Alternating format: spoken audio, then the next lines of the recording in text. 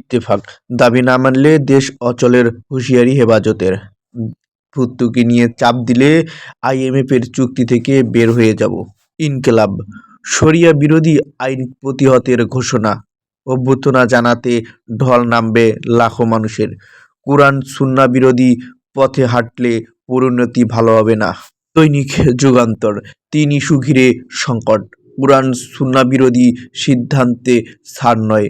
এদিকে কোনো বিবেকবান এভাবে হত্যা করতে পারে না।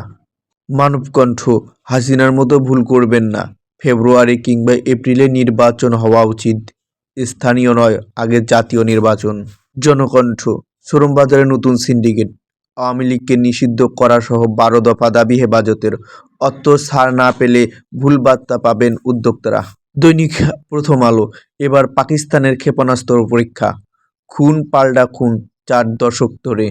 ২ মাসের মধ্যে সব মামলা প্রত্যাহার চাইল হেফাজত। দৈনিক সমকাল, লোকসানের সময় দীর্ঘ হচ্ছে ছোট খামারিদের। এদিকে আওয়ামী লীগ নিষিদ্ধ, নারী সংস্কার কমিশন বাতিলসহ ১২ দফা। আরও ৫,০০০ নতুন রোহিঙ্গা কক্সবাজারে। দৈনিক আজকালের খবর, হেফাজতে ইসলামের ১২ দফা। খালেদা জিয়াকে বরণ ব্যাপক প্রস্তুতি। ২০ জনের মৃত্যুদণ্ড ও ৫ জনের যাবজ্জীবন রায় বহাল।